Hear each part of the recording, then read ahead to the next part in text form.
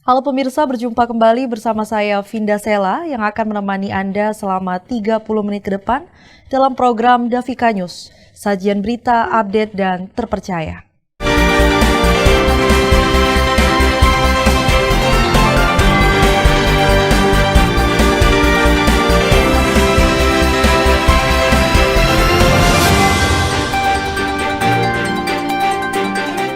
Pemirsa, sorotan pertama, pemerintah bekerja sama dengan Bapenda memberlakukan kebijakan pemutihan pajak kendaraan bermotor dan bea balik nama kendaraan bermotor atau BBNKB mulai 2 September hingga 16 Desember 2024. Kebijakan pemutihan ini memberikan keringanan pajak kendaraan bermotor serta pembebasan sanksi administratif. Pemerintah bekerja sama dengan Badan Pendapatan Daerah atau Bapenda memberlakukan kebijakan pemutihan pajak kendaraan bermotor dan bea balik nama kendaraan bermotor atau BBNKB mulai 2 September hingga 16 Desember 2024. Kepala Kantor Samsat Metro Dery Marta Saputra pada Senin 2 September 2024 menjelaskan bahwa kebijakan pemutihan ini memberikan keringanan pajak kendaraan bermotor serta pembebasan sanksi administratif. Di antaranya bebas pajak progresif, bebas bea balik nama atau BBN, bebas denda pajak, dan diskon tunggakan pajak yang lebih dari 3 tahun. Perhitungan besaran keringanan berdasarkan CC dan jenis kendaraan, di antaranya untuk motor yang berkapasitas sampai dengan 150 cc, keringanan pajak sebesar 70%. Sedangkan untuk motor yang berkapasitas 151 sampai 200 cc, dapat keringanan sebesar 60%. Dan untuk motor yang lebih dari 201 cc, dikenakan diskon 50%. Sementara untuk kendaraan mobil berkapasitas 1.500 cc, diberikan diskon sebesar 70%. Sedangkan mobil yang berkapasitas 1.501 sampai 2.000 cc mendapatkan keringanan sebesar 60%. Dan mobil yang melebihi 2.000 cc mendapatkan keringanan sebesar 50%. Sedangkan untuk melihat tata cara perhitungan dan persyaratan program keringanan PKB dan BBNKB tahun 2024, masyarakat dapat langsung ke Samsat Kota Metro atau kunjungi website bapenda.lampung.go.id.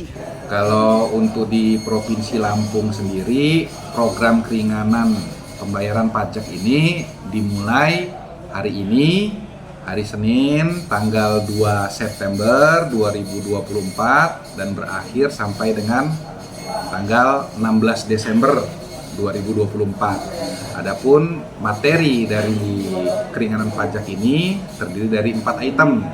Yang pertama, bebas pajak progresif. Yang kedua, bebas BBN. Yang ketiga, dia penghapusan denda pajak. Yang keempat itu dia ada keringanan untuk pajak yang lebih dari 3 tahun. Betul, jadi kalau per hari ini, karena hari ini merupakan hari pertama, dan kami sebelumnya juga sudah sedikit melakukan sosialisasi yang akan kita lakukan sosialisasi secara masif per hari ini lagi sampai nanti berakhirnya tanggal 16. Seharusnya ya antusias seperti yang kita lihat sekarang, warga juga mulai berbondong-bondong untuk melakukan pembayaran pajak untuk memanfaatkan fasilitas dari keringanan pajak ini sendiri. Dari Kota Metro, Dedi Saputra melaporkan. Pemirsa, setelah resmi mengundurkan diri untuk mencalonkan diri sebagai Bupati Tulang Buang Barat, posisi Nofriwan Jaya digantikan oleh Bayana sebagai PLH Sekretaris Daerah.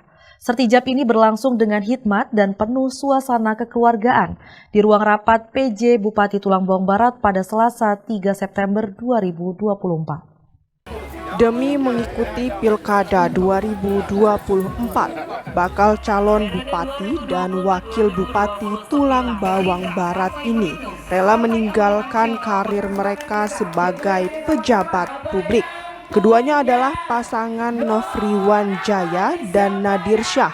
Nofriwan Jaya yang sebelumnya menjabat sebagai Sekretaris Daerah Kabupaten Tubaba secara resmi mengumumkan pengunduran dirinya dari aparatur sipil negara terhitung sejak 26 Agustus 2024. Padahal masa pensiunnya masih 10 tahun lagi. Pengunduran diri ini disampaikan saat menggelar jumpa pers setelah mendaftarkan diri sebagai calon bupati dan wakil bupati di KPU Tulang Bawang Barat pada Rabu 28 Agustus 2024. Langkah serupa juga diambil calon wakil bupati Nadir Syah yang baru saja dilantik sebagai anggota DPRD Tulang Bawang Barat periode 2024-2029. Harus rela posisinya di DPRD akan diisi orang lain melalui mekanisme penggantian antar waktu. Sesuai dengan mekanisme dan aturan yang kita sudah ikuti, tentunya kita berdua mundur karena saya selaku ASN dan Sekda, lalu Adinda Nadir Syah kemarin juga sudah dilantik menjadi anggota DPRD. Saya pertanggal 26 kemarin sudah mengundurkan diri baik jabatan maupun status sebagai ASN. Diketahui, pasangan Nofriwan Jaya dan Nadir Syah yang dikenal dengan sebutan Nona telah resmi mendaftarkan ke KPU pada Rabu 28 Agustus 2024. Mereka didampingi oleh 11 partai politik pengusung dari parlemen, yaitu Partai Demokrat, PDIP, Nasdem, Gerindra, Hanura, PAN, PKB, Perindo, Buruh, dan PKS. KPU menyatakan berkas pendaftaran mereka lengkap dan memenuhi syarat. Dari Tulang Bawang Barat, Ahmad Sobirin, Davika TV, mengabarkan. Beralih ke informasi lainnya, pemirsa, bakal calon Bupati Kabupaten Lampung Tengah Ardhito Wijaya melakukan sumpah diangkat menjadi keluarga marga anak Tuha pada Minggu kemarin. Momen sakral itu dihadiri tokoh masyarakat dan tokoh adat dari 11 kampung marga anak Tuha. Ardhito Wijaya bersama Sandi Armoko melakukan sumpah yang disaksikan oleh tokoh penyimbang adat marga anak Tuha. Marga anak Tuha dukung Ardhito Wijaya pada Pilkada 2024. Menjelang Pilkada pada November 2024, bakal calon kepala daerah mulai mencari dukungan dari berbagai elemen masyarakat. Salah satunya bakal calon Bupati Ardhito Wijaya yang melakukan sumpah menjadi keluarga marga anak Tuha. Bakal calon Bupati Kabupaten Lampung Tengah Ardhito Wijaya melakukan sumpah diangkat menjadi keluarga marga anak Tuha pada Minggu kemarin. Momen sakral itu dihadiri tokoh masyarakat dan tokoh adat dari 11 kampung marga anak Tuha. Ardhito Wijaya bersama Sandi Armoko melakukan sumpah yang disaksikan oleh tokoh penyeimbang adat marga anak Tuha. Salah satu tokoh adat marga anak Tuha, Talman, menyampaikan, usai dilakukan sumpah secara adat dan agama, Ardhito Wijaya menjadi bagian keluarga di kampung Bumi Aji dan marga anak Tuha. Dan pihaknya akan mendukung penuh Ardhito dalam pilkada mendatang. Talman menambahkan, masyarakat sangat berharap Ardhito bisa terpilih sebagai bupati, sehingga pembangunan infrastruktur dapat dilakukan khusus wilayah anak Tuha. Harapan kami bila Ardhito ini jadi bupati, tolong perhatikan masyarakat, jalan dibangun, dan bisa menciptakan lapangan kerjaan untuk masyarakat, sehingga kita masyarakat merasa senang, merasa damai. Selama ini kami merasa menangis. Kenapa?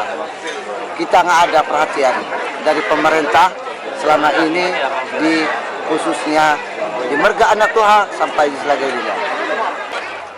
Sementara, bakal calon Bupati Kabupaten Lampung Tengah, Ardhito Wijaya menyampaikan apresiasinya yang telah diterima dengan sangat hangat oleh keluarga besar Marga Anak Tuha. Ia menambahkan adanya tambahan dukungan dari keluarga Marga Anak Tuha menjadi semangat baru bagi dirinya dalam Pilkada 2024. Sebuah kehormatan bagi saya, kebanggaan bagi saya diterima di keluarga besar Marga Anak Tuha, dan tentunya saya berharap semoga tali kekeluargaan persaudaraan ini sebuah tali persaudaraan yang tulus, bisa saling bermanfaat satu dan yang lainnya. Yang jelas semua niat dengan niat awal yang baik, insya Allah akan bisa membawa hasil yang baik.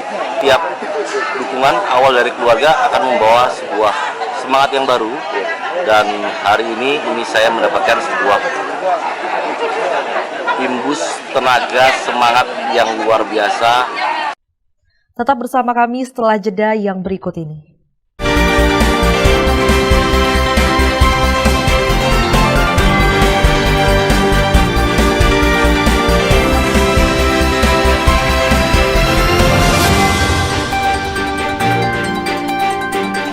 Terima kasih Anda masih bersama kami dalam program Davika News. Pemirsa, Ketua DPC PDI Perjuangan Kota Metro Ana Morinda mengundurkan diri dari Partai Berlambang Banteng. Pengunduran diri itu diduga menyusul keputusan DPP Partai di Pilwakot Metro 2024. Permohonan pengunduran diri itu telah dikirimkan ke DPD PDI Perjuangan Lampung terhitung tanggal 29 Agustus 2024. Ketua DPC PDI Perjuangan Kota Metro Ana Morinda mengundurkan diri dari Partai Berlambangkan Banteng. Pengunduran diri itu diduga menyusul keputusan DPP Partai di Pilwakot Metro 2024. Surat pengunduran diri dari jabatan Ketua dan keanggotaan DPC PDI Perjuangan Kota Metro ditandatangani Ana Morinda lengkap dengan materai 10.000. Permohonan pengunduran diri itu telah dikirimkan ke DPD PDI Perjuangan Lampung terhitung tanggal 29 Agustus 2024. Pengumuman pengunduran diri itu dilakukan Ketua DPC PDI Perjuangan pada Kamis petang usai mengantar bacalon wali kota dan wakil wali kota Metro Wahdi Sirajudin dan Komaruzaman mendaftar ke KPU Metro. Pengunduran diri itu diduga diambil Ana Morinda menyusul keputusan DPP Partai Berlambang Banteng yang mengusung Wahdi Komaru di Pilwakot Metro 2024. Dirinya menyebut langkah partai dinilai sudah tidak sejalan dengan ideologi awal. Langsung dikirimkan ke pusat berarti atau ke DPD dulu? Ke DPD. Ke DPD. Saya kirim ke Boy. Ini karena sudah dikirim, saya sampaikan kepada teman-teman. Oke, sip. Ini sudah. Kami baru saja mendaftarkan pasangan Wadi dan Komaru ke KPU sebagaimana tugas saya sebagai Ketua DPC PDI Kota Metro. Hari ini saya berjumpa dengan teman-teman. Saya baru saja menyampaikan kepada Ketua DPD PDI Perjuangan Provinsi Lampung dengan segala hormat saya mengundurkan diri sebagai Ketua DPC PDI Perjuangan di Kota Metro. Ini tidak mudah buat saya karena PDI Perjuangan bagi saya adalah rumah, tidak hanya sekedar partai politik yang mendidik saya, tapi saya juga mencintai segala hal yang di dalamnya. Di sana saya belajar untuk satu pikiran, perkataan, dan perbuatan. Di sanalah saya belajar loyal, dan saya tidak mau mengkhianati hal-hal ideologi partai. Ana Morinda yang terhitung 17 tahun berkarir di politik di PDI Perjuangan sejak 2007. Berterima kasih kepada Ketua Umum dan seluruh kader yang berkiprah di PDI Perjuangan. Dari Kota Metro, Dedi Saputra, Davika TV mengabarkan. Masih dari Kota Metro, pasangan petahana bakal calon wali kota dan wakil wali kota Metro, Wahdi Sirajudin dan Komaruzaman mendaftar ke KPU Metro pada Kamis siang.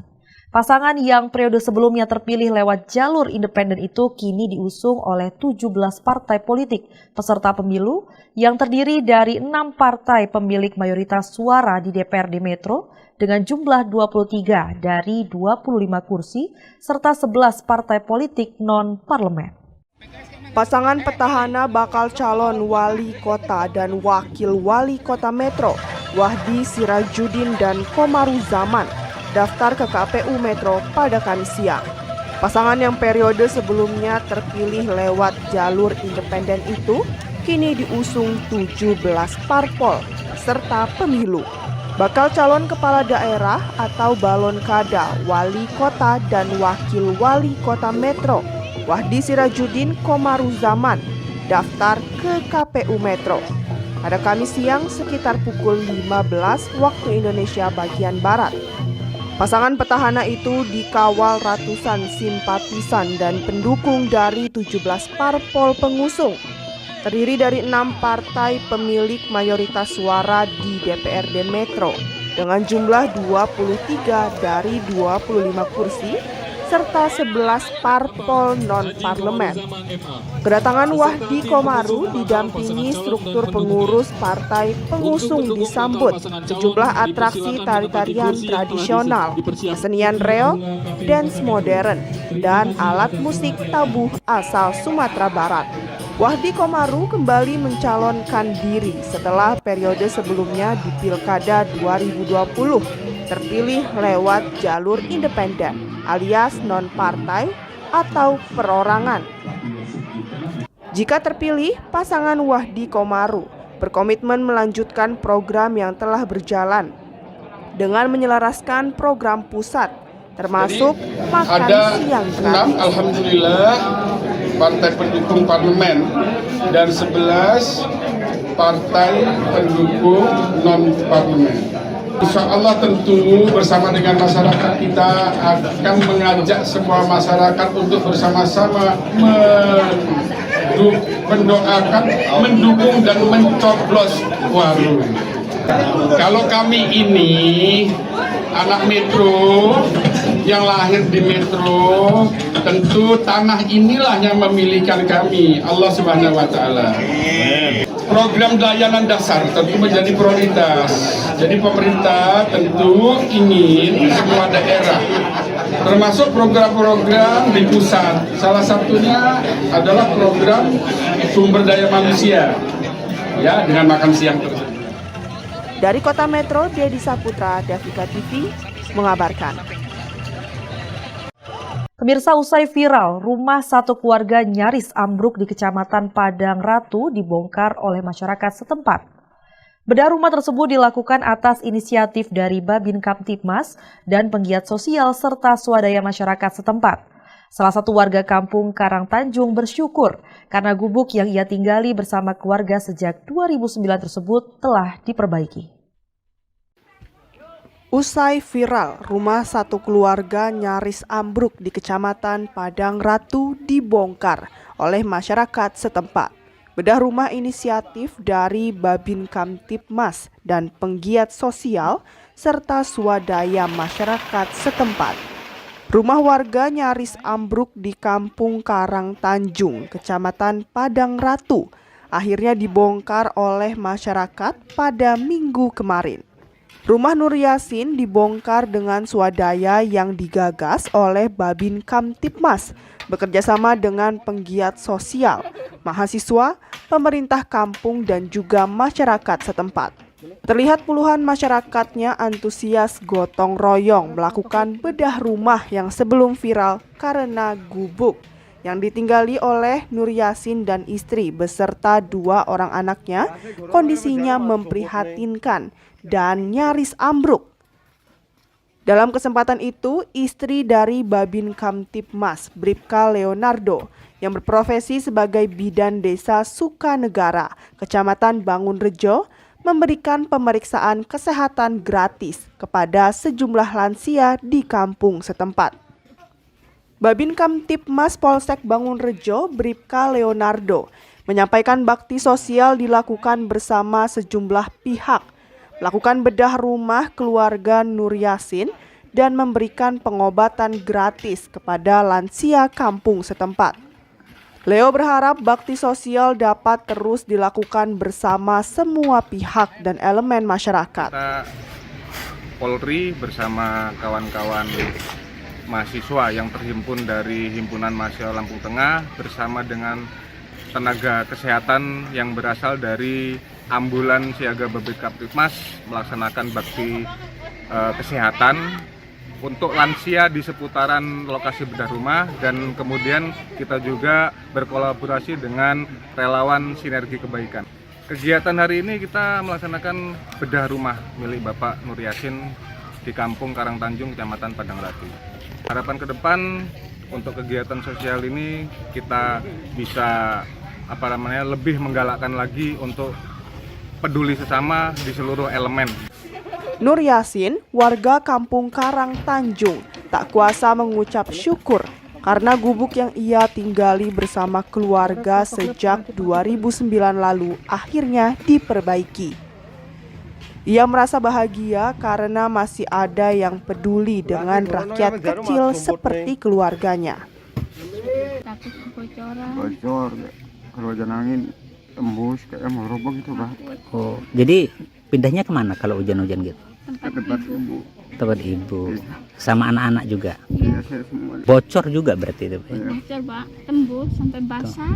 Sampai bahagia, Pak, karena dari dulu berkali inilah saya merasakan bahagia ada seseorang yang peduli pada keluarga saya. Terima kasih, Pak.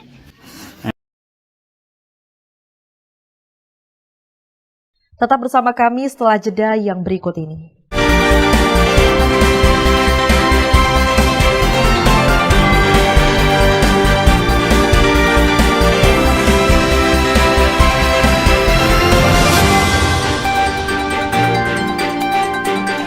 Terima kasih Anda masih menyaksikan The Vika News.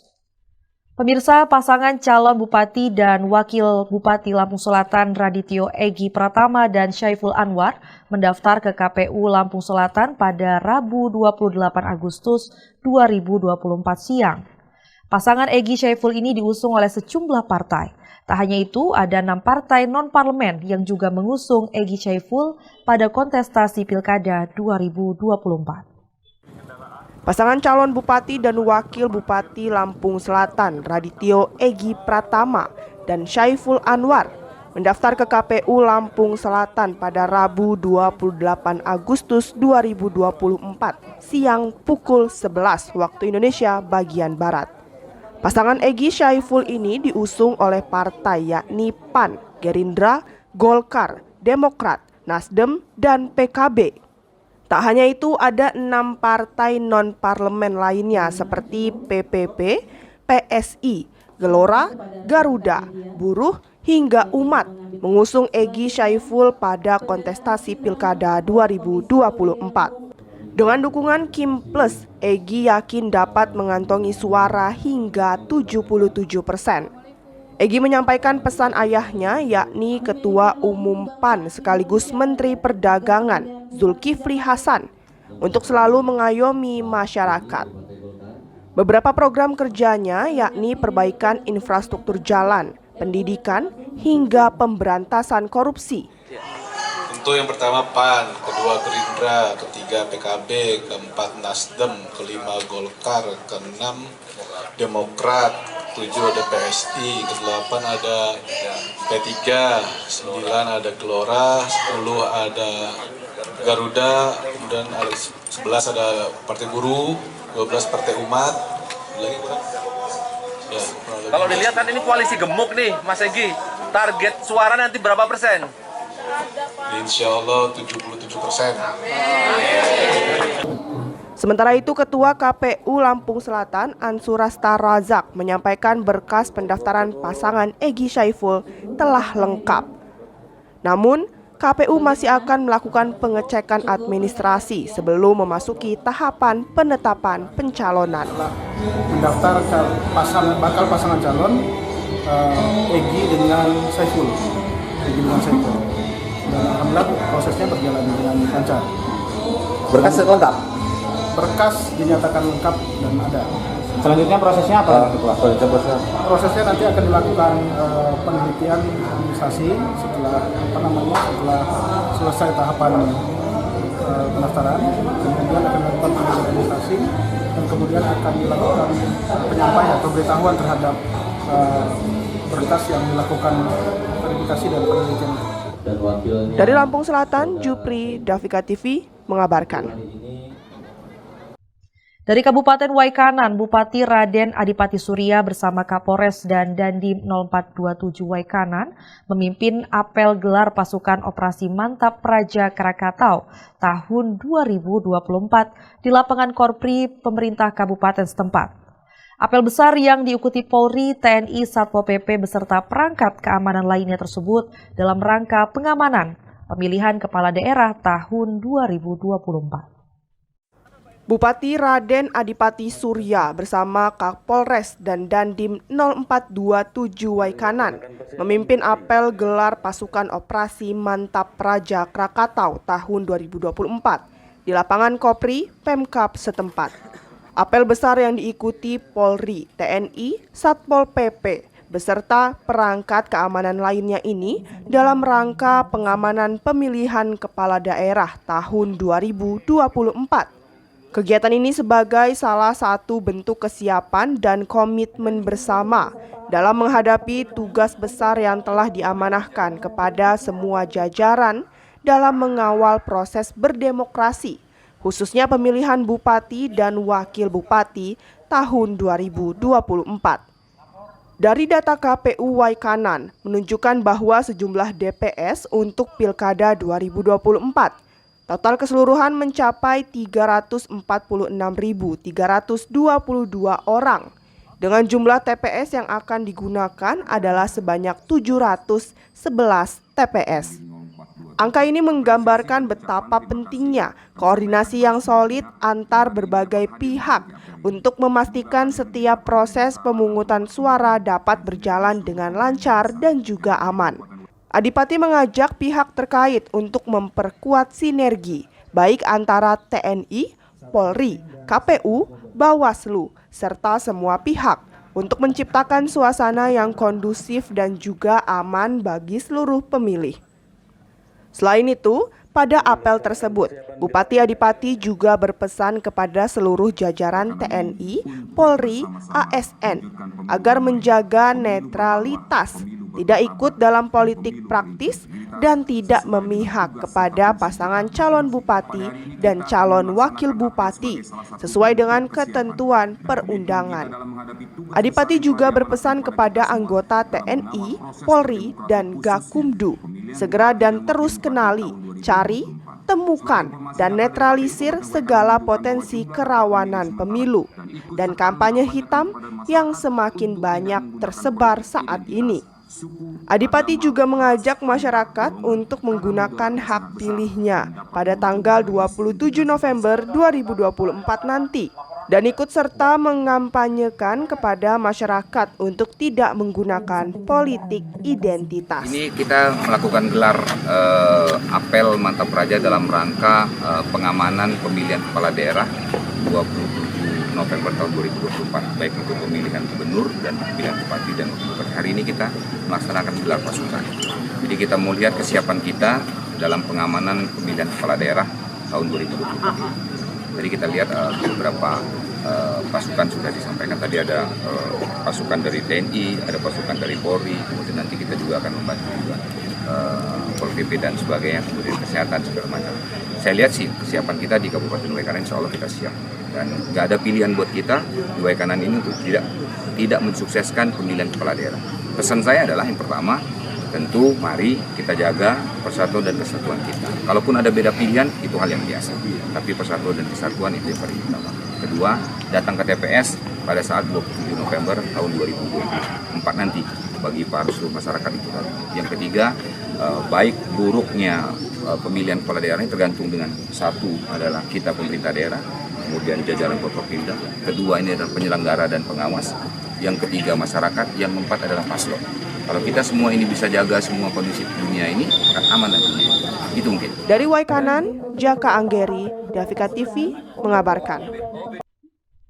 Demikian informasi pada kesempatan kali ini, nantikan informasi lainnya hanya di Davika News. Sajian berita update terpercaya. Saya Vinda Sela dan segenap kru pamit undur diri dan sampai jumpa.